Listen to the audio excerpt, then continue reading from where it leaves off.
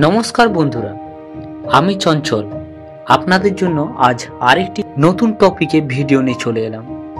তো আপনারা যারা এই চ্যানেলে নতুন তারা অবশ্যই চ্যানেলটিকে সাবস্ক্রাইব করে রাখুন। অজানা ইতিহাস, রহস্য ও নানান তথ্য জানার জন্য আজকের ভিডিওর টপিক হলো জীবনের উদ্দেশ্য কি, আত্মা, জন্ম ও মৃত্যু চক্র। তো চলুন ভিডিও শুরু করি। মানুষ জন্ম নেয়, বেঁচে থাকে আর একদিন চলে যায়, কিন্তু প্রশ্ন থেকে যায় আমরা কেন এসেছি, আমাদের জন্মের উদ্দেশ্য কি, মৃত্যুর পরে কি সত্যি কিছু আছে নাকি সব শেষ হয়ে যায় অন্ধকারে। আজকের যাত্রায় আমরা খুঁজব জীবনের গভীরতম প্রশ্নের উত্তর। হিন্দু দর্শনে বলা হয় দেহ ক্ষণস্থায়ী কিন্তু আত্মা শাশ্বত।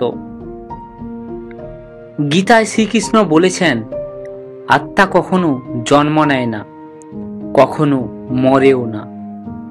এই আত্মাই আমাদের প্রকৃত সত্তা, যে কেবল অভিজ্ঞতা অর্জনের জন্য এক দেহ থেকে আরেক দেহে যায়।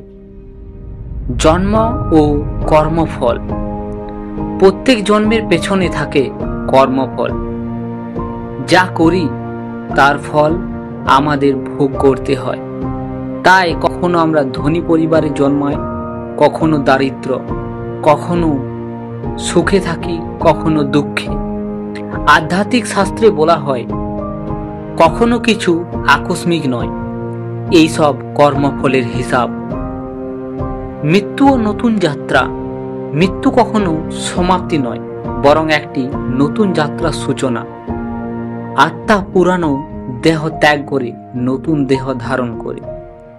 যেমন আমরা পুরানো পোশাক ফেলে নতুন পোশাক পরি, তেমনি আত্মাও শরীর বদলায়। জীবনের উদ্দেশ্য, তাহলে জীবনের উদ্দেশ্য কি? শাস্ত্রে উত্তর দেওয়া আছে। জীবনের উদ্দেশ্য হল আত্মজ্ঞান অর্জন করা, ঈশ্বরকে উপলব্ধি করা আর পুনর্জন্মের চক্র থেকে মুক্তি পাওয়া। এই মুক্তি হল মুখ্য। আমরা সবাই এক চিরন্তন যাত্রার পথিক। দেহ নশ্বর কিন্তু আত্মা অমর। আর সেই আত্মার উদ্দেশ্য নিজেকে চেনা, সত্যকে উপলব্ধি করা আর চূড়ান্ত মুক্তির দিকে এগিয়ে যাওয়া। তুমি কি প্রস্তুত নিজের ভেতরের সেই আত্মাকে জানানোর জন্য?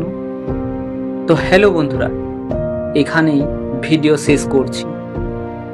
যদি ভিডিওটি ভালো লেগে থাকে তাহলে অবশ্যই একটি লাইক করবেন, আর যদি চ্যানেলে আপনারা নতুন হয়ে থাকেন তো চ্যানেলটিকে সাবস্ক্রাইব করে আমাদের এই ছোট্ট পরিবারের পাশে থাকুন। সবাই সুস্থ থাকবেন, ভালো থাকবেন।